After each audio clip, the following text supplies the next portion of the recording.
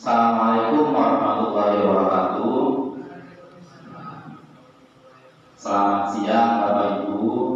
Terima kasih atas kehadiran Bapak Ibu sekalian untuk memenuhi undangan kami dalam rangka diseminasi aksi nyata modul 1.4 tentang budaya positif yang disampaikan atau dipaparkan langsung oleh Bapak Armadi SPD. Adapun susunan acara hari ini yaitu yang pertama pembukaan, yang kedua pembacaan doa, yang ketiga sambutan dari kepala sekolah, yang keempat pemaparan materi oleh Bapak Armadi, kemudian yang terakhir penutup. Untuk yang pertama pembukaan. Maka kita buka acara hari ini dengan mengucap basmalah. Bismillahirrahmanirrahim. Untuk selanjutnya pembacaan doa. Pembacaan doa akan disampaikan langsung, akan dibacakan langsung oleh saya selaku pembawa acara.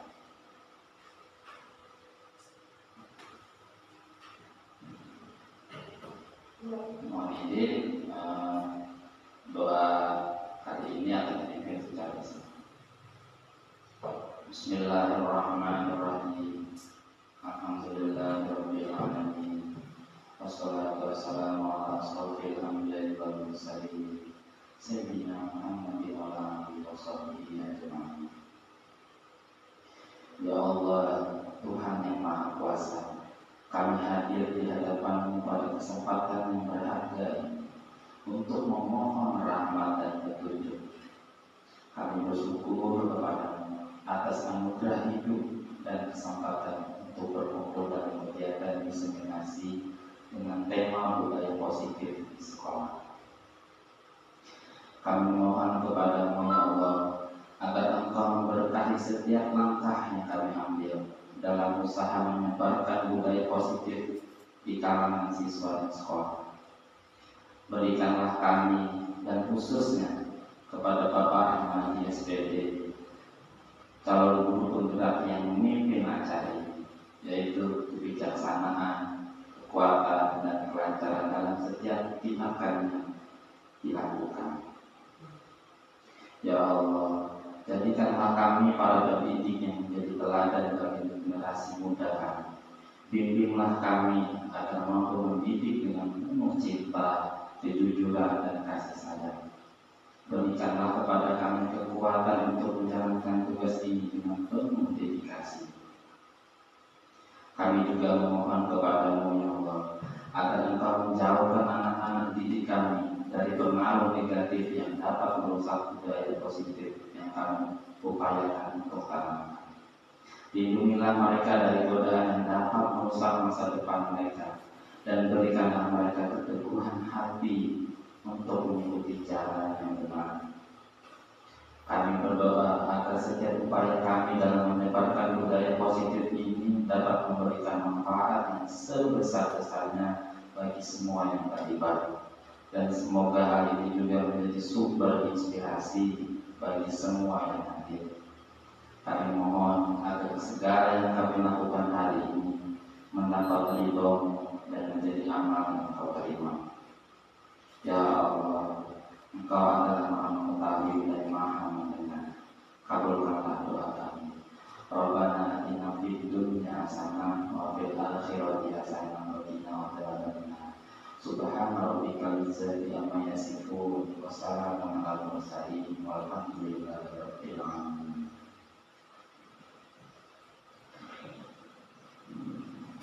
Jadi Bapak Ibu, untuk selanjutnya sambutan dari kepala sekolah kepada Bapak Sutomo SPD. Terima kasih atas kesempatan yang diberikan. Assalamualaikum warahmatullahi wabarakatuh. Pertama-tama marilah kita panjatkan puji dan syukur kehadirat Allah Subhanahu wa Ta'ala, Tuhan yang Maha Esa, yang masih memberi nikmat sehat kepada kita semua sehingga kita bisa berkumpul di tempat ini dalam keadaan sehat walafiat tanpa kurang suatu apapun. Atas nama para nabi kami mengucapkan terima kasih atas kehadiran Bapak Ibu sekalian memenuhi undangan ini, di mana kegiatan ini adalah kegiatan wajib. Jadi kegiatan wajib bagi CGP atau calon guru penggerak, yaitu dalam kegiatan diseminasi pengimbasan aksi nyata modul 1.4 yang berbicara tentang budaya positif. Ini kalau melihat poin-poinnya, inilah ini yang kita butuhkan di sekolah kita dalam rangka mensukseskan sekolah penggerak yang programnya sedang kita jalankan di SMP kita ini. Karena di sana juga ada program budaya positif sebenarnya di sekolah penggerak. Ini nanti marilah kita bersama-sama mendengarkan pemaparan yang akan disampaikan oleh Pak Rahmadi, karena ini kegiatan yang sangat baik dalam rangka mensukseskan program yang ada di sekolah kita. Sini ada budaya positifnya ada 8. Ini kalau kita bisa menerapkan semuanya, ini pasti sangat baik. Karena nilai-nilai positif yang ada di budaya ini, inilah yang akan memacu kita untuk insya Allah menjadi manusia yang lebih baik di masa-masa yang akan datang dan menjadikan sekolah kita menjadi lebih baik juga. Mudah-mudahan budaya positif ini tidak hanya bermanfaat bagi kita di pembelajaran, mudah-mudahan juga memberi manfaat baik nanti untuk kebutuhan kita di akhirat. Karena bagaimanapun langkah awal kita di dunia inilah yang akan menentukan sukses tidaknya kita di akhirat nanti. Jadi tempat persinggahan kita yang sebentar ini, mari kita isi dengan hal-hal yang positif melalui budaya positif yang akan disampaikan oleh Pak Rahmadi sebagai harapannya bisa menjadi bekal kita insya Allah nanti di akhirat sana, ini yang jauh lebih. Karena apapun yang kita lakukan, itulah yang akan kita bawa nanti. Jadi mungkin dari kami tidak terlalu panjang lebar, mari nanti kita sama-sama mendengarkan kajian tentang budaya positif ini dari Pak Rahmadi, dan perlahan kita tidak juga minta 8 jalan sekaligus, tapi mana yang prioritas nanti kita coba jalankan. Mungkin itu yang bisa kami sampaikan. Kurang lebihnya mohon maaf. Saya akhiri. Assalamualaikum warahmatullahi wabarakatuh. Terima kasih Bapak Kepala Sekolah persampaiannya. Untuk selanjutnya, ini acara intinya yaitu pemaparan dari Bapak Ahmadi tentang budaya positif itu sendiri. Pada Pak Ahmadi, Kombinasi aksi nyata modul 1.4 tentang budaya positif ini, di mana kegiatan ini wajib dilakukan oleh calon guru penggerak untuk memenuhi kegiatan dari modul yang kami lakukan selama kurang lebih sekitar 2 bulan yang lalu. Kemudian di sini tentang budaya positif, ini tentang perkenalan saya. Yang sebelah kanan adalah Bu Heli, itu adalah fasilitator calon guru penggerak yang tahun 9 ini. Kemudian saya sendiri Rahmadi, calon guru penggerak. Kemudian Pak Taufik Nopantoro, pengajar praktik kami selama kegiatan calon guru penggerak ini. Di sini dalam konsep inti budaya positif ada 9 poin yang sangat penting untuk kita bahas, yaitu yang pertama adalah tentang perubahan paradigma belajar, yang kedua disiplin positif, dan yang ketiga adalah nilai kebajikan, yang keempat kebutuhan dasar manusia, yang kelima motivasi perilaku manusia, yang keenam posisi kontrol guru, yang ketujuh keyakinan kelas, 8 segitiga restitusi. Namun di sini kita akan muncul pertanyaan nantinya, seperti apakah sebenarnya budaya positif itu? Di sini ada perubahan paradigma, yaitu ada kegiatan yaitu kepalan tangan. Ada A dan B, Anda dan teman Anda. Sobat kelas secari kertas kecil, tuliskan benda atau sesuatu yang sangat berharga untuk Anda. Kemudian letakkan di salah satu tangan Anda dan genggamlah benda atau sesuatu tersebut dengan segala daya. Buatlah sebuah kepalan. Kemudian teman Anda atau B akan mencoba dengan sekuat tenaga dengan berbagai cara untuk meminta Anda untuk memberikan benda tersebut. B bisa dapat membujuk, mengancam, menghardik, merayu, menyuap, apa saja agar dapat membuka kepalan tangan. Kemudian apa yang terjadi? Untuk menjawab ini tentu ada 2 versi berdasarkan dari sudut pandang yang berbeda. Ada yang menganggap bahwa kepalan ini boleh dibuka karena kita harus menerima berbagai macam perubahan yang terjadi di tempat kita. Kemudian yang kedua, saya tidak mau membuka karena alasannya itu adalah merupakan salah satu rahasia atau yang memang orang lain tidak boleh mengetahuinya.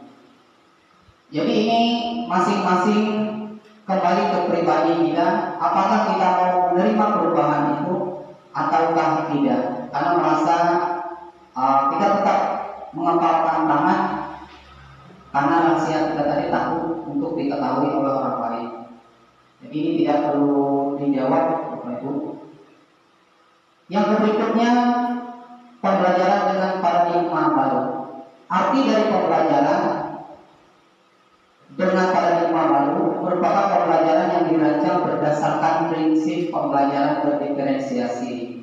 Yang ini sudah dituangkan di dalam kurikulum Merdeka, di mana di sana para peserta didik kita belajar sesuai dengan kebutuhannya, berdasarkan tahap perkembangan sesuai dengan teori psikologi modern untuk mewujudkan profil pelajar Pancasila.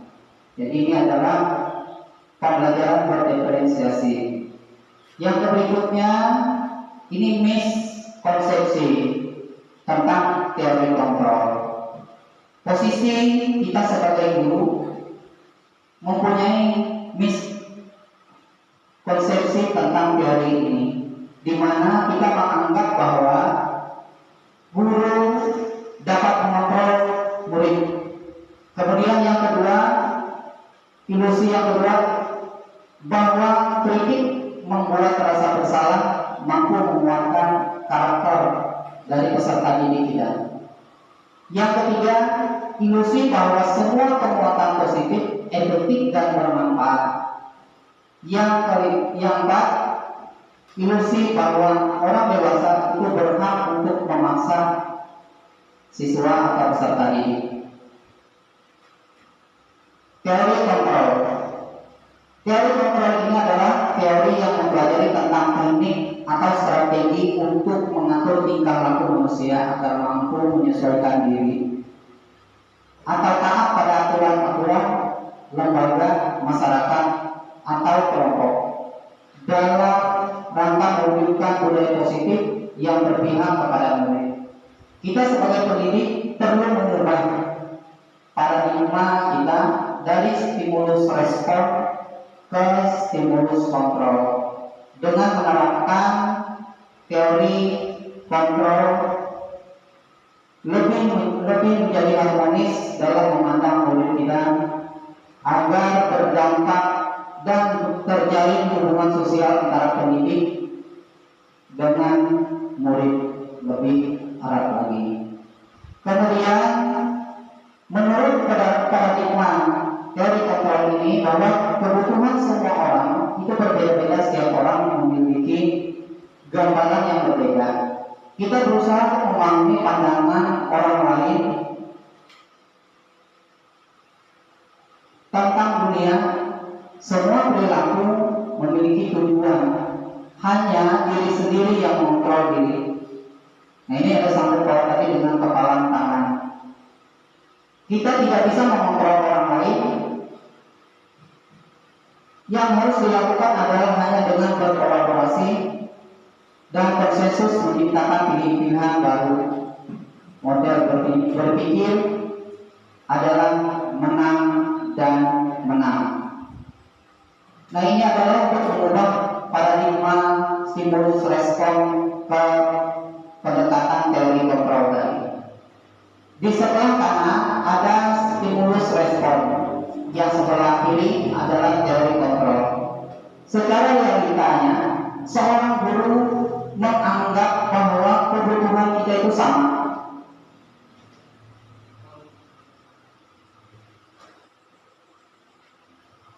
Tetapi di teori kontrol, realitas atau kebutuhan itu kita berbeda. Semua orang melihat hal yang sama, tetapi di teori kontrol, setiap orang memiliki gambaran yang berbeda. Kemudian kita mencoba mengubah orang agar berpandangan sama dengan kita. Tetapi di teori kontrol, kita berusaha memahami pandangan orang lain tentang dunia. Kemudian perilaku buruk dilihat dari berbagai kesalahan. Kemudian di teori kontrol, semua perilaku memiliki tujuan. Jadi kalau kita melakukan sesuatu itu tentu ada tujuannya, baik salah ataupun benar. Kemudian di stimulus respon, orang lain bisa mengontrol saya. Tetapi di teori kontrol, hanya Anda yang bisa mengontrol diri Anda sendiri. Jadi tidak ada pengaruh dari orang lain. Yang berikutnya, pemaksaan ada pada saat bujukan yang gagal. Di teori kontrol, kolaborasi dan konsensus menciptakan pilihan baru. Kemudian model berpikir menang atau kalah. Tetapi di teori kontrol, kita posisinya selalu berpikir menang dan menang. Jadi kita tidak merasa ada salah di situ, selalu menang. Disiplin positif. Disiplin positif ini disiplin berasal dari kata Latin, dari bahasa Latin yang artinya adalah belajar. Disiplin mengacu kepada disiplin diri yang memiliki tanggung jawab terhadap apa yang dilakukan berdasarkan nilai-nilai yang diyakini. Kemudian disiplin positif salah satu cara untuk menerapkan disiplin yang bertujuan untuk menumbuhkan kesadaran serta memberdayakan peserta didik tanpa imbalan atau penghargaan yang berupa ancaman atau hukuman. Jadi ini reward. Nah, sebagai pendidik, tujuan kita adalah untuk menciptakan murid yang memiliki disiplin diri, sehingga mereka berperilaku mengacu pada nilai-nilai kebajikan universal. Jadi secara menyeluruh dan memiliki motivasi intrinsik dalam perubahan ke arah yang lebih baik. Jadi tujuan dari disiplin positif ini adalah motivasi dari dalam diri peserta didik itu sendiri untuk mengarah ke arah yang lebih baik. Nilai-nilai kebajikan, nilai yang disepakati bersama, terlepas dari suku, bangsa, agama, bahasa maupun latar belakangnya. Di sini ada contoh dari nilai kebajikan dari institusi atau organisasi yang bisa diambil untuk diterapkan di sekolah. Yaitu yang pertama adalah profil pelajar Pancasila, yaitu diharapkan peserta didik kita beriman, bertakwa pada Tuhan Yang Maha Esa, berakhlak mulia, berkebinekaan global, gotong royong, mandiri, kreatif, dan bernalar kritis. Kemudian Ibu Primarier Program atau disingkat dengan PYP, yaitu di sana tertuang rasa toleransi, saling hormat menghormati, integritas, mandiri, menghargai, antusias, empati, keinginan, kreativitas, kerjasama, percaya diri, dan komitmen. Kemudian keterampilan hidup atau life skill, yaitu dapat dipercaya, tulus hati, mendengar yang aktif, tidak merendahkan orang lain, dan memberikan yang terbaik dari diri. Ini adalah nilai dari kebajikan. Kemudian kebutuhan dasar. Kebutuhan dasar ini tentu ada tujuan yang sangat erat di dalam diri pribadi murid, di mana kebutuhan dasar itu adalah sesuatu yang kita lakukan untuk mendapatkan apa yang kita inginkan. Seluruh tindakan yang kita lakukan memiliki tujuan tertentu, dan semua usaha terbaik yang kita lakukan adalah dalam rangka kebutuhan dasar kita supaya terpenuhi dengan baik. Jadi untuk memenuhi kebutuhan dasar ini sangat erat sekali dengan tujuannya, baik itu di dalam tindakan yang salah maupun tindakan yang benar. Jadi semuanya memiliki tujuan. Lanjut, 5 kebutuhan dasar dari manusia menurut Dr. William Basser, yaitu yang pertama, kebutuhannya adalah untuk bertahan hidup, yaitu kebutuhan psikologis yang terdiri dari kesehatan, rumah, makanan, dan biologis. Di sini adalah reproduksi. Yang kedua, penguasaan, yaitu kebutuhan pengakuan atas kemampuan diri, yaitu yang pertama keinginan untuk dianggap berharga. Jadi kalau di dalam lingkungan kita selalu menganggap diri kita ini harus dipandang oleh orang lain atau dihormati. Nah, ini kebutuhan dasar kita yang kedua. Yang berikutnya, kekuatan untuk mencapai sesuatu. Ini perlu penguasaan diri.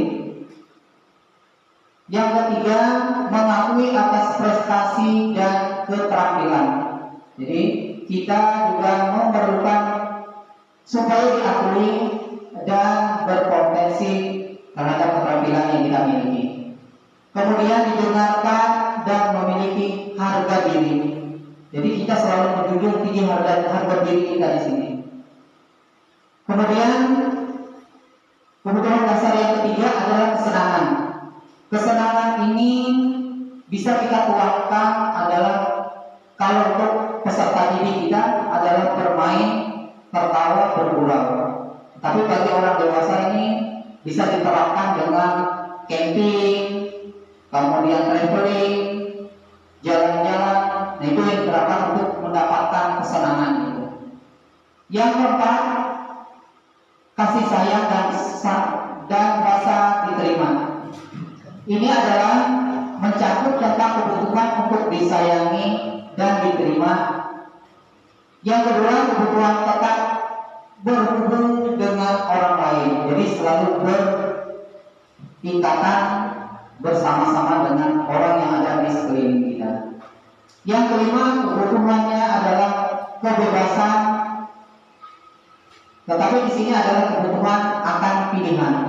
Jadi kebutuhannya itu berdasarkan dari pilihan masing-masing, yaitu mencakup anak-anak dengan kebutuhan yang tinggi menginginkan pilihan itu. Mereka pun perlu banyak bergerak, suka mencoba-coba, tidak terlalu terpengaruh terhadap orang lain, dan mencoba hal-hal yang menarik. Inilah tingkah laku dari peserta didik kita pada saat ini. Lanjut berikutnya, ini adalah motivasi perilaku manusia tadi. Motivasi ini dipengaruhi oleh dua aspek, yaitu intrinsik dan ekstrinsik, yaitu berasal dari diri, dari dalam diri dan dari luar diri. Di situ ada terlihat diagram mendapatkan penghargaan dari orang lain. Ini ekstrinsik. Kemudian efeknya adalah untuk menghindari ketidaknyamanan. Nah ini yang terjadi kepada siswa kita. Maka di dalamnya dia merasa bahwa disiplin itu dia hanya ingin mendapatkan imbalan saja. Jadi dia termotivasi untuk belajar kuat hanya untuk mendapatkan imbalan atau penghargaan atau reward yang diberikan oleh dari sekolah maupun dari bapak ibu guru yang bersangkutan. Kemudian yang kedua, untuk menerapkan disiplin ini dia adalah untuk menghindari supaya tidak mendapatkan hukuman. Nah, kemudian yang diharapkan adalah motivasi diri dari dalam, yaitu adalah peserta didik melakukan disiplin diri karena ia sadar akan nilai-nilai kebajikan dirinya, dan ini merupakan contoh dari motivasi intrinsik. Jadi harusnya muncul dari dalam dirinya, tidak terpengaruh dari penghargaan atau pengaruh dari hukuman. Itu yang diminta di dalam motivasi perilaku manusia di sini. Kemudian ada hukuman, ada konsekuensi, ada restitusi. Ternyata di saat ini di sekolah kita ini hanya ada beberapa bagian saja yang kita terapkan. Jadi ini tidak secara penuh kita lakukan. Ada hukuman, ada konsekuensi, dan ada restitusi. Hukuman itu seperti apa? Nah, hukuman adalah tindakan pendidikan yang sengaja yang terjadi secara sadar, diberikan kepada anak didik yang melakukan suatu kesalahan agar anak didik tersebut menyadari kesalahannya dan berjanji di dalam hati untuk tidak diulangi. Nah ini ada pukulan, yaitu apa yang terjadi?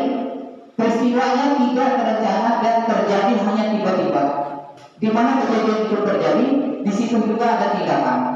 Jadi tidak ada kontrolnya. Jadi ketika anak berbuat salah, langsung kita memberi tindakan. Kemudian bersifatnya hanya satu arah. Karena anak merasa salah, kita tidak mendengarkan apa alasannya, langsung kita kasih hukuman. Apakah dipukul, apakah disuruh berlari.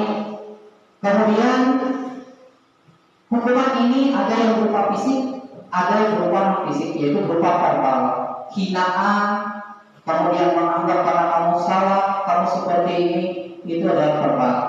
Kemudian konsekuensi, apa bedanya hukuman dengan konsekuensi? Konsekuensi di sini adalah perilaku yang berfokus untuk mengajarkan anak bagaimana bertingkah laku baik ke depannya. Langkahnya adalah tentu ada perencanaan dulu. Kita membuat rencana, disepakati sesuai dengan peraturan. Jadi kalau tidak ada kesepakatan itu tidak termasuk ke dalam konsekuensi. Contoh, guru olahraga mengharapkan anaknya atau peserta didiknya menggunakan pakaian olahraga. Ternyata tiba-tiba anaknya tidak menggunakan pakaian olahraga. Apa yang harus dilakukan anak? Di sini kita harus membedakan yang mana hukuman, mana konsekuensi, yang mana restitusi. Jadi kita harus menggali dulu kenapa dia tidak menggunakan pakaian olahraga pada saat itu. Kita harus sepakati bersama dengan anak. Kalau tidak menggunakan pakaian olahraga pada jam olahraga, maka kamu harus mengambilnya. Atau hukumannya disuruh berdiri di tiang bendera. Ini termasuk hukuman. Kemudian sikap guru selalu memonitor murid. Jadi memandang murid itu, apakah ada perubahannya setelah saya memberi konsekuensi terhadap murid itu. Kemudian restitusi. Restitusi kita merasa mungkin asing bagi kita, tapi sebenarnya kita sudah melakukan restitusi tapi tidak secara penuh. Apa itu restitusi? Adalah proses menciptakan kondisi bagi murid untuk memperbaiki kesalahan mereka, sehingga mereka bisa kembali ke kelompok mereka dengan karakter yang lebih kuat. Ini kutipan dari dosen tahun 2004. Nah, prosesnya bagaimana? Yaitu prosesnya adalah dilakukan dengan secara kolaborasi, mengajarkan murid untuk mencari solusi ini. Jadi anak sendiri yang mencari solusinya, bukan kita yang menawarkan solusi. Jadi anak sendiri yang mencari solusinya. Kira-kira permasalahan yang saya lakukan, apa solusinya? Tentu ada solusinya di dalam diri anak itu sendiri.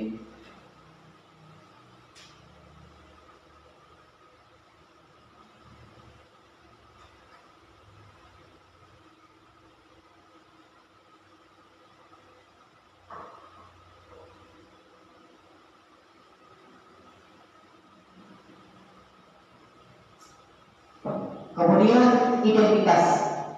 Identitas ini ada yang identitas gagal dan identitas sukses. Bagaimana kita untuk menerapkan supaya mendapatkan identitas sukses itu? Ada yang gagal.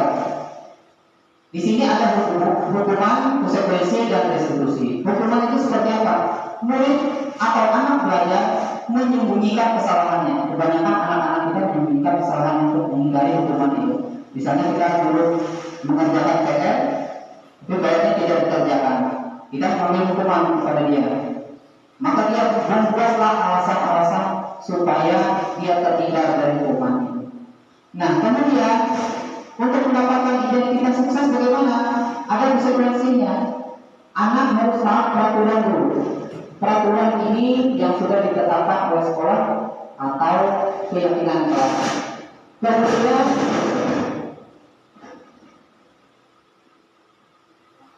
di restitusi, murid atau anak belajar dapat memecahkan permasalahannya sendiri. Jadi kita jangan selalu memberi solusi kepada dia, tetapi dia sendiri yang memberi solusi supaya permasalahan dia. Kita hanya membantu saja untuk mengarahkan. Kemudian mencoba mengontrol anak dengan perbuatan negatif, yaitu membayar impas kesalahan. Berarti kalau anak berbuat salah, kita harus membalasnya. Ini bersifat hukuman.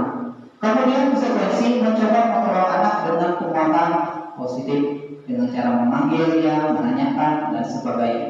Kemudian restitusi, anak paham bahwa dirinya sendiri yang memegang kendali. Saya merasa salah, maka besok saya supaya jangan salah, maka saya harus berbuat seperti ini. Jadi ada kontrol itu berasal dari dalam diri, bukan dipengaruhi oleh orang lain. Kemudian dampak pada murid. Ketika kita memberi hukuman, secara tidak sadar anak itu merasa marah, merasa bersalah, rendah diri, dan mengasingkan diri. Perasaan malu pasti muncul ketika dipukul atau dimarahi atau dibentak dan lain sebagainya. Kemudian konsekuensi kehilangan hak, baik itu waktu jeda, kemudian take out ya, kemudian penahanan. Kemudian yang berikutnya pada saat restitusi bagaimana? Yaitu murid atau anak tidak kehilangan waktu, namun dia bersemangat untuk selalu memperbaiki dirinya. Jadi dia sibuk dengan kegiatan-kegiatan untuk memperbaiki diri. Kemudian yang berikutnya, tiba-tiba tidak diharapkan atau sangat melukai. Jadi ketika terjadi dapat hukuman, dia merasa diri ini terlukai oleh orang-orang yang melakukan itu. Kemudian konsekuensi dibuat oleh guru dan murid atau anak. Jadi ini tidak hanya berlaku kepada guru saja yang melakukan terhadap siswa, tapi siswa sesama siswa pun bisa melakukan konsekuensi itu. Kemudian restitusi dibuat oleh anak sendiri. Jadi anak sendiri kan yang menggalinya. Jadi posisi guru di sini seperti apa? Dia hanya memposisikan diri sebagai manajer. Nanti kita akan lihat di slide berikutnya posisi guru sebenarnya. Kemudian yang berikutnya adalah menyakitkan. Guru menjalani konsekuensi dengan menyalahkan, mengkritik, menyindir, bahkan merendahkan. Itu terjadi pada diri saya terhadap anak. Jadi kalau saya menganggap anak itu selalu berbuat salah, selalu tidak benar, nah itu hukuman. Ternyata mempunyai efek yang negatif terhadap diri anak. Kemudian konsekuensi yaitu membantu guru untuk menyatakan peraturan, melakukan peringatan dan menerapkan konsekuensi. Jadi dia sudah ingat, kalau saya tidak menggunakan seragam besok, maka konsekuensinya saya harus pulang mengambil pakaian atau saya dijemur. Jadi itu adalah pilihan dari anak. Kemudian restitusinya bagaimana? Yaitu posisi guru adalah menguatkan, menyebutkan keyakinan kelas yang sudah dibentuk, kemudian membimbing kerangka aturan berpikirnya sehingga menjadi anak yang lebih baik. Ini tujuan dari restitusi. Nah, kita tinggal memilih apakah hukuman, konsekuensi, atau restitusi. Kalau kita harus memilih yang mana Bapak Ibu? Harus memilih. Kalau belum fokus, konsekuensi ya. Kalau yang bagus itu yang mana? Apakah harus menghukum kalau anak mengalami kesalahan, melakukan hukuman, melakukan konsekuensi, atau restitusi? Maka kita membuat restitusi terhadap anak. Itu yang harus dilakukan. Yang jadi harapannya dalam melakukan restitusi, kita harus menggali dulu tentang kepribadian anak, tentang permasalahannya, kemudian apa alasannya sampai dia menemukan jawaban tentang apa yang dia lakukan. Jadi posisi guru, posisi sebagai manajer ini adalah sebagai penuntun saja atau melihat saja kondisi anak itu. Jadi bukan menghukum. Biasa kita dalam ketika anak salah kita menghukum, menganggap salah, bahkan dengan pukulan.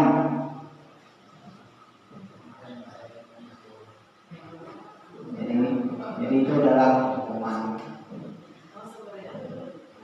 Posisi kontrol guru. Nah, ini ada 5 posisi kontrol guru. Kita lihat yang pertama, posisi guru. Guru ini selalu menghukum, yaitu seorang penuntut bisa menggunakan hukuman fisik maupun verbal. Menghukum anak, ketika anak berbuat salah, tidak mengikuti sesuai aturan, langsung dihukum.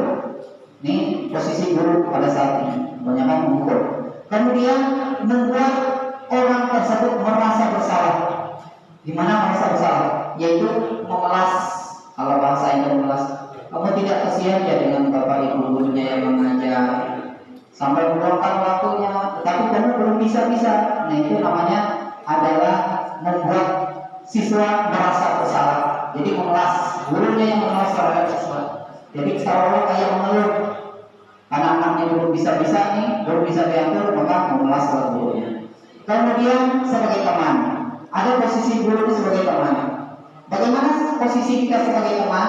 Yaitu tidak menyakiti murid, namun akan tetap berupaya mengontrol murid sesuai dengan situasinya. Dikontrol terus nih, dilihat. Kemudian yang keempat adalah sebagai monitor atau pemantau. Ada yang dilakukan seperti ini, yaitu mengawal peserta didik kita. Dia melakukan kesalahan, dipantau, dilihat, mengintip, itu dilihat. Jadi kalau dia mengintip, apa yang harus dilakukan? Jadi kita jangan langsung mengambil tindakan. Jadi harus dipantau dulu, dilihat sampai sejauh mana kesalahannya, apa yang dia sudah perbuat, itu harus dilihat dulu. Kemudian yang kelima adalah posisi guru sebagai manajer. Yaitu pada posisi manajer ini biasanya aturannya adalah kepala sekolah. Padahal itu sebenarnya tidak. Posisi guru harusnya berada di posisi kelima, manajer. Manajer ini luar biasa. Yaitu apa yang dilakukannya? Yaitu adalah posisi terakhir. Manajer itu adalah posisinya sebagai mentor, di mana guru berbuat sesuatu bersama dengan murid, mempersilahkan murid, mempertanggungjawabkannya, berperilakunya, mendukung murid agar dapat menemukan solusinya. Jadi ini posisi kita harusnya. Jadi kita jangan mengambil. Tetapi kalau kita sudah berada di posisi manajer, apakah boleh kita kembali ke posisi sebagai pendukung? Kita kembali ke sana atau berbuat orang itu merasa bersalah? Kalau kita berada posisi manajer, maka kita boleh sekali-sekali turun ke posisi keempat, yaitu sebagai pemantau. Nah, jadi sebagai guru atau bahkan sebagai pemimpin pembelajaran itu bisa turun ke bawah melihat kondisi keadaannya. Jangan berada di atas meja saja, manajer, karena masalah manajer. Jadi berada di atas meja saja itu tidak pas posisinya. Jadi posisi manajer ini melakukan pemantauan, melihat posisi anak itu seperti apa. Jadi posisi manajer. Jadi kita ini dituntut menjadi posisi manajer. Nah, jadi kalau Bapak Ibu masih berada di posisi sebagai pemukul, mengelas tadi, jadi teman, kemudian menjadi mentor, naiklah ke level yang berikutnya, ke level terbaik, level kelima. Berikutnya, nah ini 5 contoh penerapan posisi kontrol guru. Ada kasus ini sering terjadi di tempat kita juga, yaitu siswa tidak lengkap memakai atribut saat upacara bendera, baik topi, dasi, sepatu, kaos kaki, ikat pinggang, tidak lengkap. Apa yang dilakukan? Hukumannya yaitu disuruh berjemur 1 jam di tiang bendera. Ada dilakukan. Nah, itu hukuman. Yang kedua, merasa bersalah. Apa ucapan merasa bersalahnya? Yaitu adalah berapa kali Bapak Ibu harus memberitahu kamu supaya kamu jangan mengecewakan Bapak Ibu. Nah, ini dari kayu mengawas tadi. Kemudian posisi sebagai teman. Ayo dong ikuti aturan sekolah. Tolong bantu Bapak Ibunya. Ya sekali ini saja. Tidak apa-apa. Sudah tidak apa-apa. Lain kali jangan sampai berbuat seperti ini lagi ya. Ini teman nih. Orang merangkul dengan gerakan-gerakan tubuh yang supaya muncul keharapan guru sebagai teman guru tadi. Kemudian yang keempat adalah memonitor atau memantau. Nah, kamu sudah melanggar peraturan sekolah. Kamu tahu konsekuensinya setelah upaya yang kamu beri kelengkapan koperasi dan jangan diulangi lagi. Ucapannya. Jadi ucapan sebagai pemantau itu dia tetap bersikukuh dengan aturan. Jadi aturan yang sudah ditetapkan, pokoknya bagaimana kamu mencari solusinya. Kamu boleh beli koperasi, beli kopi dasinya yang belum lengkap satu. Jadi kita jangan memohon, tapi dia harus diminta untuk membeli. Itu sebagai posisi pemantau. Kemudian posisi kita sebagai manajer, apa yang harus kita lakukan? Yaitu apakah kamu tahu kesalahanmu? Kita menanya dulu, kamu tahu nggak? Kenapa kamu dipanggil? Kenapa kamu harus seperti ini? Kita menanyakan dulu, kira-kira bagaimana kamu bisa memperbaiki kesalahan? Dia mencari diri, berarti saya tidak lengkap kopi kan? Saya harus beli. Jadi dia sudah langsung seketika tahu jawabannya. Saya harus melakukan ini. Jadi itu posisi manajer. Jadi dari kelima ini adalah yang langkah-langkah terbaik apa yang harus kita terapkan di tempat kita. Sehingga ini akan hindar dari bullying, kekerasan dan lain sebagainya di sekolah kita. Jadi langkah baiknya kita sebagai manajer. Jadi pertanyaan muncul, apakah pada saat kita memposisikan diri kita sebagai pengontrol ini atau sebagai manajer, kita meyakini bahwa anak itu akan baik mengikuti apa yang kita terapkan di dalam aturan itu tadi? Itu tidak mesti. Maka nanti ada restitusinya. Restitusi itu dilakukan berulang-ulang. Misal guru BK menemukan sebuah kasus, kemudian besok diulangi lagi oleh siswanya. Lalu kita, karena dia merasa kita sudah memanggil dia ini, berarti anak ini sudah keterlaluan, bisa berulang 2 kali ini. Nah, kita posisi kita apa? Memanggil kembali. Panggil. Kenapa mau mengulanginya? Kita sudah sepakat seperti ini, buat keyakinan kelas, tapi kamu melanggar. Kasih kesempatan kedua, mengulang lagi yang ketiga, kita harus memanggil lagi, panggil lagi. Jadi tanpa berhenti ini. Nah, yang kita lakukan itu adalah terus menerus berkesinambungan. Jadi tidak pernah berhenti. Jadi kalau kita menganggap anak-anak berbuat salah, saya sudah memanggil dia, saya sudah datang ke rumahnya, tapi dia mengulang lagi. Hanya sekali saja. Besok kita sudah tidak melakukan lagi. Lalu kita munculkan anggapan-anggapannya yang sama. Karena kamu sudah melanggar yang kedua ini, kamu dapat hukuman. Harusnya tidak seperti itu bayangannya. Kalau di Al-Modul 1.4 ini. Nah, kemudian posisi kontrol yang mana? Saya berada di mana? Maka kembali lagi ke diri kita masing-masing. Jadi kita belajar dari sekarang. Saya sendiri juga belajar, Bapak Ibu. Jadi saya akan menggerakkan diri saya dulu. Posisi saya di mana? Saya sebenarnya berada di posisi 1, Bapak Ibu. Ini posisi saya. Penghukum. Saya tidak memperdulikan 4 posisi kontrol yang lain. Saya berada di dalam posisi 1, menganggap anak itu salah. Saya juga tidak menganggap anak itu sebagai teman. Kenapa?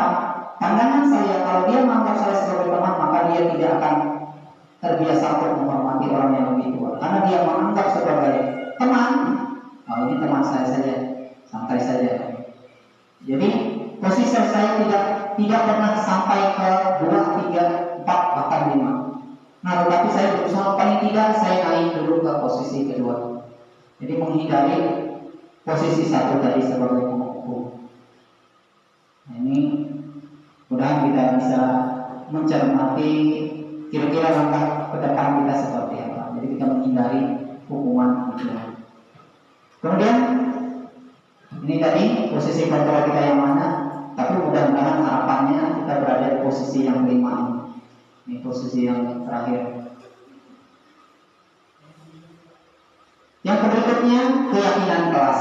Nah, apa itu keyakinan kelas? Kita bertanya, apa sih keyakinan kelas?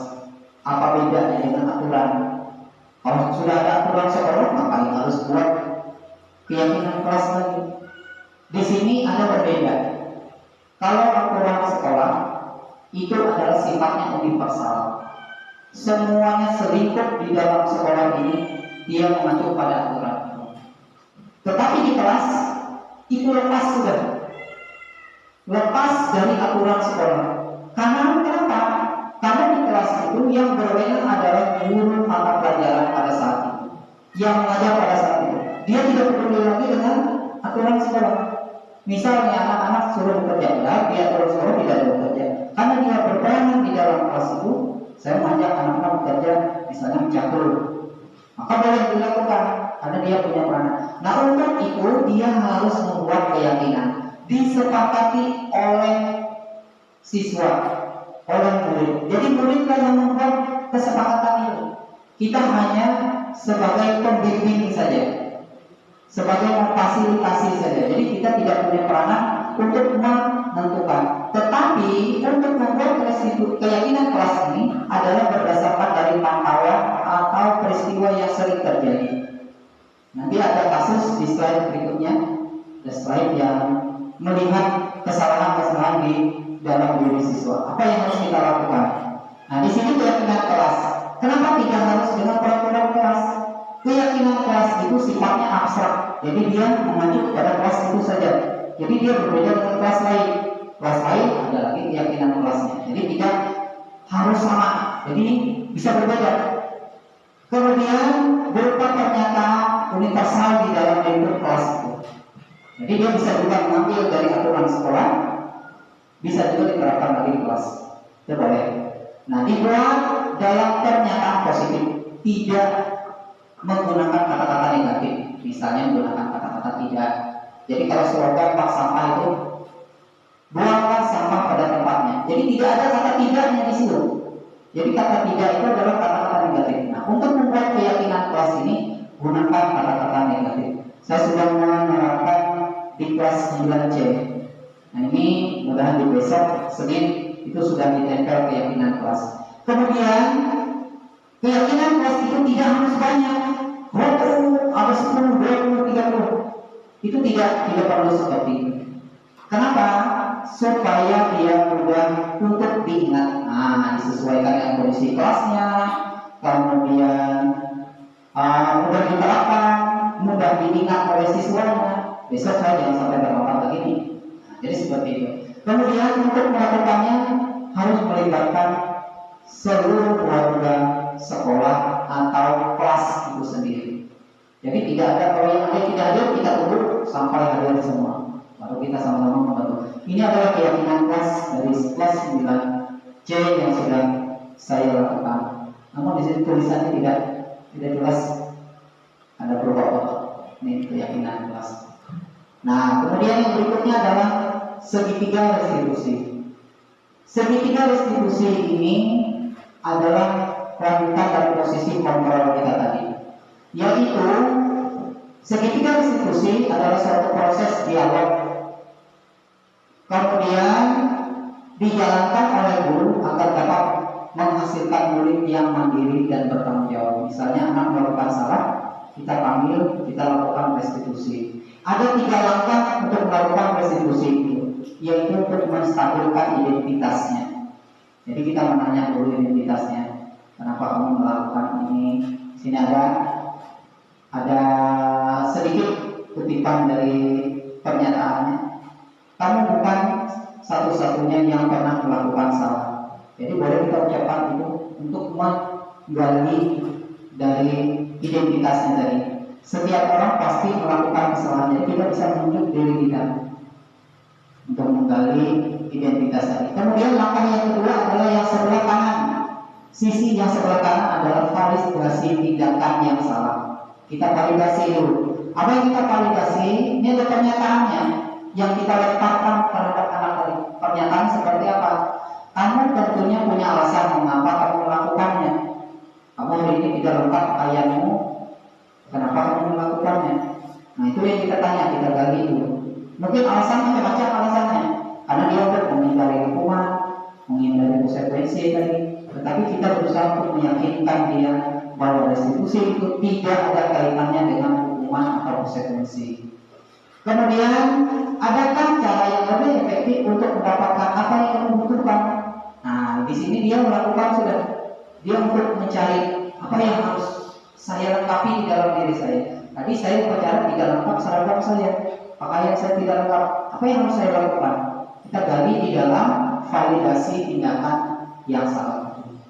Kemudian sisi yang sebelah kiri yaitu adalah menanyakan keyakinannya. Jadi keyakinan ini kita tidak memberi jawaban.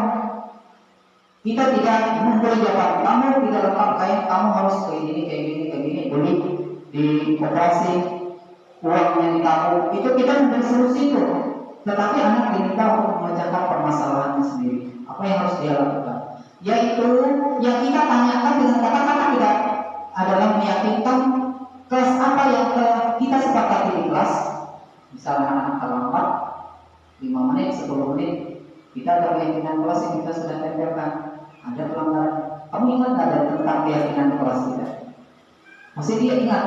Paling tidak beberapa baris dari keyakinan kelas itu dia ingat. Berarti dia ingat, berarti saya salah sudah melanggar tentang keyakinan kelas. Kamu ingin menjadi orang yang seperti apa? Kita tanya kembali, kamu mau memperbaiki diri tidak? Atau tetap dengan posisi saat ini? Dia kembali di dalam dirinya sendiri. Nah, ini adalah tentang menanyakan tentang keyakinan diri. Jadi biasanya anak-anak juga tidak mampu juga tuh memikir sampai ke sana. Jadi dia rasa ketakutan yang muncul pada pandang kita, atau bahkan minder dan lain sebagainya. Jadi tidak muncul keyakinan dalam diri itu tidak terlihat. Nah, jadi kita mencoba untuk memposisikan segitiga restitusi. Nah, menstabilkan identitas. Nah, berdasarkan prinsipnya adalah membuat kesalahan adalah bagian dari proses pembelajaran. Jadi kalau orang melakukan salah itu wajar, karena dia prosesnya belajar. Tetapi kalau berulang-ulang, maka harus ada pendampingan tersendiri. Jadi kalau dia melakukan pelanggaran itu adalah pembelajaran bagi dia. Misalnya ada hukuman, itulah pembelajaran. Ada konsekuensi, maka ada pembelajaran. Apa yang harus diperbuat? Yaitu berbuat salah itu wajar. Ini kata-kata yang dikeluarkan oleh gurunya nih. Jadi ketika guru menanyakan si siswa, ini kata-kata yang muncul ketika kita menggali atau menstabilkan identitas tadi. Tidak ada manusia yang sempurna, itu kata-katanya. Jadi kita bisa menyalahkan diri kita, karena kita manusia juga pasti pernah melakukan hal yang sama. Bapak Ibu juga pernah melakukan itu. Bapak Ibu tidak mencari siapa yang salah, tetapi Bapak ingin mencari solusi dari permasalahan. Jadi digali itu. Kita sendiri yang memancing dia supaya dia bisa berpikir. Nah, kamu berhak berbuat seperti itu. Jadi kita sedikit memberi kelonggaran kepada dia, karena hak dia tadi. Kalau dia ingin berbuat salah, itu hak dia. Tetapi kita melihat posisi-posisi yang mana yang harus baiknya kita untuk menstabilkan identitas.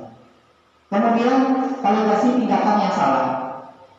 Berdasarkan prinsip setiap perilaku berubah memenuhi sesuatu kebutuhan tertentu. Jadi dia bisa berubah-ubah berdasarkan dari kebutuhannya.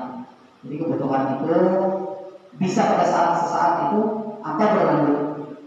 Jadi menyesuaikan saja.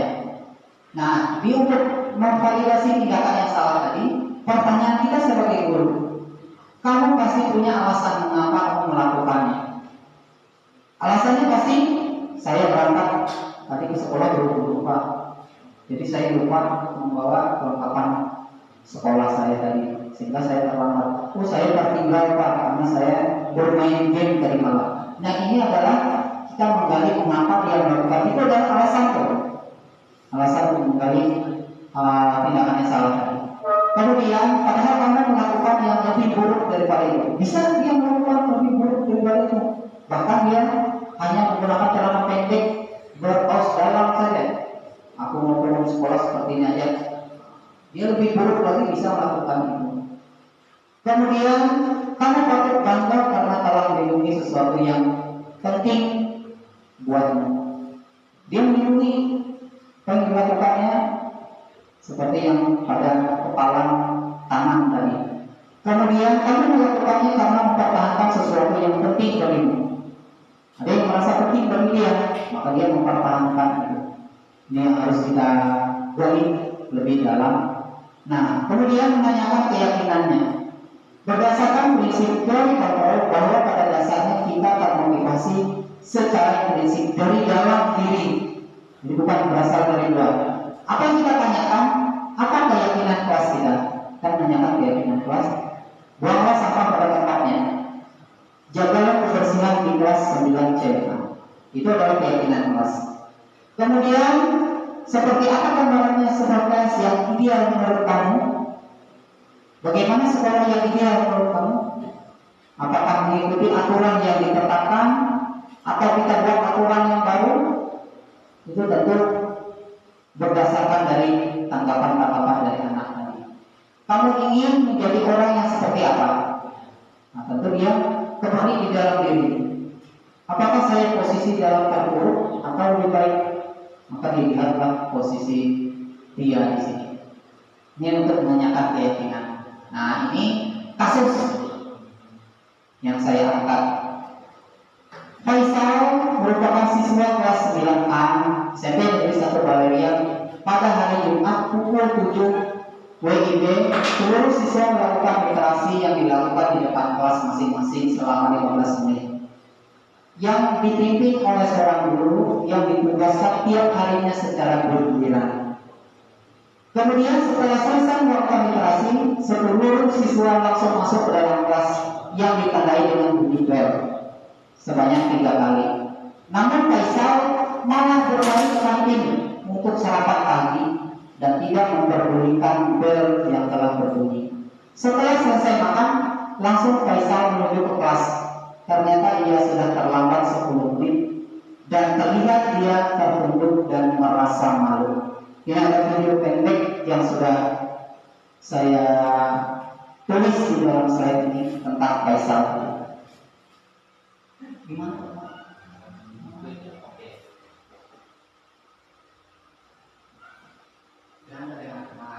Ini adalah Faisal terlambat. Faisal.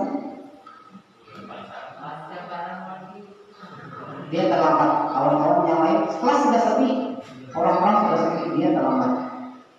Apa yang kita lakukan? Maka kita menanyakan, suruh saja dia masuk. Tidak ada hukuman di situ.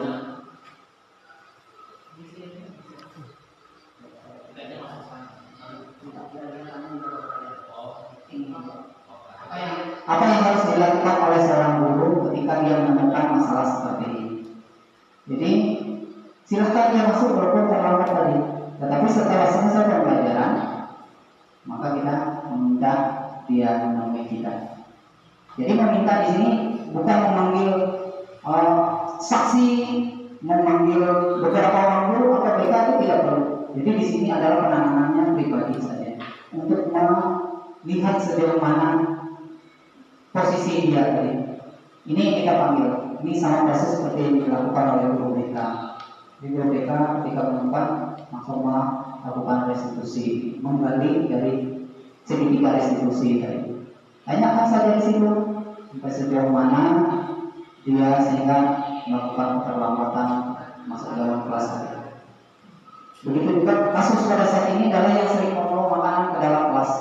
Sama juga, itu adalah masalah. Kita menganggap sepele saja. Masalah di sekolah, masalah di kelas itu kita selalu menganggapnya biasa saja. Kita berteriak-teriak di mic dalam di piket itu, harusnya siapa yang melakukan, ada 10 orang kita panggil 10 orang, 15 orang atau semuanya kita panggil, kita tanyakan satu-satu apa motifnya. Apakah dia tergiring oleh makanan oleh teman, atau karena memang dia lapar, atau seperti apa. Jadi ini semuanya kita gali supaya mereka sepakat besok jangan membawa makanan lagi dalam kelas. Harusnya seperti itu. Sama seperti pakaian dan lain sebagainya ini dilakukan. Jadi dia pun menyadari, saya lihat dari yang dia lakukan, apa namanya yang ada di dalam diri itu, dia terkena infeksi cacing pasir masuk ke kulitnya. Jadi itu yang membuat dia rasa gatal. Jadi selalu ingin garuk. Jadi kalau bapak itu ingin melihatnya, bisa lihat bagian fajar di atas ini nanti. Keadaan kondisi tangannya, bagian fajar. Nah jadi dari hal-hal ini kita sudah sedikit nih ada tindakan kita supaya anak ini ada keinginan baik. Saya ingin melihat juga di hari Senin nanti apakah yang saya lakukan itu ada efeknya dengan saya melakukan restitusi ini. Tapi kita lihat dari wajahnya, dia ingin meyakinkan dirinya, besok saya tidak akan terlambat lagi Pak. Bahkan sampai saya tertidur pun, saya berusaha bagaimana caranya menguatkan diri saya di kelas. Saya jangan sampai tertidur sampai jam Bapak berakhir. Udah jam Bapak saja ya? Bapak dulu ya? Ya Pak. Saya juga akan berusaha juga. Nah, jadi dari itu muncul kekuatan dirinya. Awalnya saya jengkel sekali banget, dia pun mengacungkan tangannya. Pede sekali dia, sudah merasa bersalah, acungkan tangan tertawa. Ini pede sekali. Jadi ketika saya bawa ke ruang kantor, ada Bu Kamu pada saat itu duduk di ruang guru, itu saya melakukan restitusi terhadap mereka ini. Tapi mudah-mudahan ada perbaikan di dalam diri anak-anak kita. Yang paling tidak adalah sedikit yang kita lakukan supaya ini terbawa di kebiasaan kita. Jadi melihat sesuatu yang salah, kita jangan langsung mengukurnya. Biarkan dulu, setelah beberapa saat kita panggil. Atau pada saat itu ketika dia melakukan salah, panggil di bawah ruang tertutup kan, supaya dia tidak merasa malu. Nah, lalu di situ kita utarakan kenapa kamu dipanggil, apa alasannya, di situ diungkapkan semua. Pasti akan terbongkar semuanya. Namun tentu ada yang ditutupi karena anak tidak akan selalu berbicara jujur. Tapi lama kelamaan terlalu sering berbicara dia akan mengungkapkan. Tapi jangan dengan mengancam. Kalau kamu jangan membicarakannya, saya hukum kamu. Itu tidak baik. Jadi biarkan saja dia mengungkapkan pendapatnya. Jadi itu tadi bukan video Ibu untuk Faisal ini adalah salah satu skenario yang saya buat. Tapi kalau di anak-anak yang lain, saya bukan skenario, tapi penerapan dari segi restitusi. Kemudian ini yang kesimpulannya. Untuk menerapkan disiplin positif, hendaknya guru memiliki standar kepribadian. Jadi kita kembali ke dalam diri kita dulu. Kita ini sempurna atau tidak, bagus atau tidak. Kita harus kembali ke pribadi kita. Jangan memandang anak itu berbuat salah, langsung bang kita tendang atau kita pukul. Kita tidak mengoreksi diri kita. Nah, di sini juga saya juga belajar menguatkan diri saya bagaimana rasanya untuk menjadi pribadi yang baik. Pertama diri saya dulu. Saya tidak berani menguatkan kepada Bapak Ibu, tetapi saya kuatkan diri itu. Jadi ketika saya sudah penuh ilmunya, penuh penerapannya, baru saya sampaikan kepada Bapak Ibu. Jadi paling tidak sedikit-sedikit gambaran dari kegiatan budaya positif ini dibangun di SMP Negeri 1 Bali ini. Kemudian profesional dan sosial yang dimiliki juga harus didukung. Cara berbicara, kemudian penyampaiannya harus dengan kata-kata yang baik. Guru mampu merefleksikan diri, memposisikan diri sebagai posisi kontrol, kemudian bagaimana menjalankan dirinya sebagai amon. Nah, amon di sini tadi di awal adalah kita sebagai manajer. Tapi jangan pandangan jadi kepala sekolahnya. Manajer itu adalah yang dilakukan tadi adalah dengan cara melakukan restitusi tadi. Yang untuk murid menjadi individu yang mandiri, merdeka dan bertanggung jawab. Ini yang dikutip dari Standar Nasional Pendidikan. Jadi ini yang saya ambil dari kutipan itu. Nah, jadi seperti itu Bapak Ibu yang saya paparkan dalam kegiatan diseminasi modul PD 1 ini yang berupa aksi nyata budaya positif di sekolah.